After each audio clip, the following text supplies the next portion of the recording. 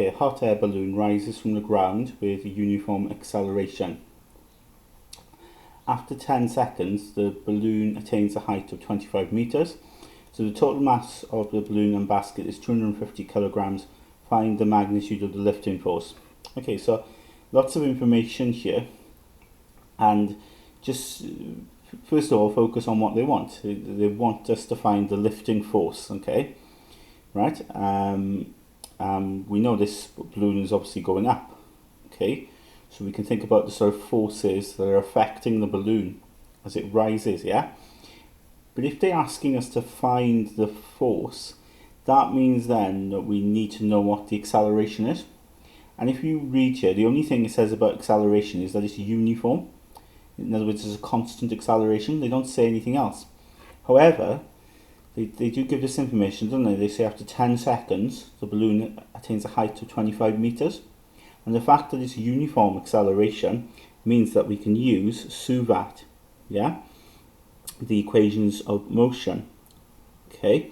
SUVAT, now, we know it attains a height of 25 meters, so the displacement is going to be 25.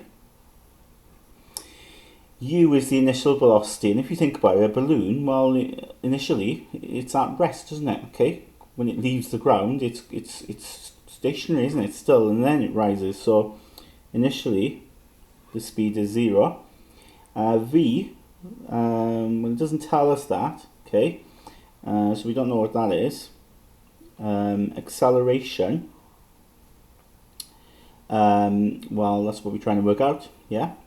And time is 10 seconds. Okay, so there's enough information there in order for us to work out what we want, which is A. Okay, so we've got S, U, and T. Okay, and we can work out A if we use S equals UT plus half AT squared. Okay, so S is 25, U is 0, T is 10,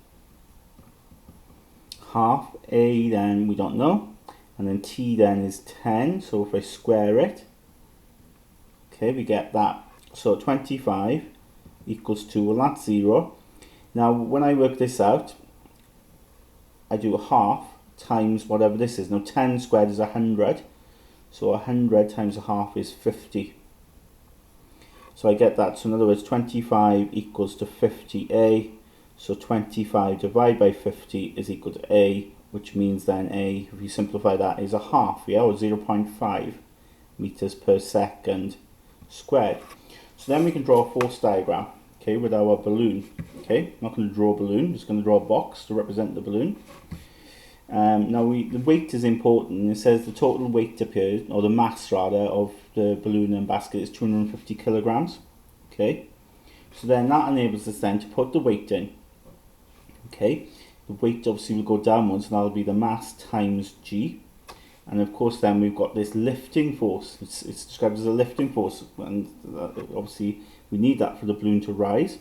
Okay, so we call that F. Okay, and we know it's accelerating upwards. And of course now we know the value of A is 0.5. Okay, so when I apply Newton's second law, I've got the resultant force equals to mass times acceleration. So up you've got F, down then you've got the 250G. So opposite forces here, yeah, the leading force is F. That's got to be bigger. It's got to be bigger to overcome this. So the resultant force then will be F take away 250G equals the mass, which is 250, times the acceleration, which is 0.5. So then it's simply a case of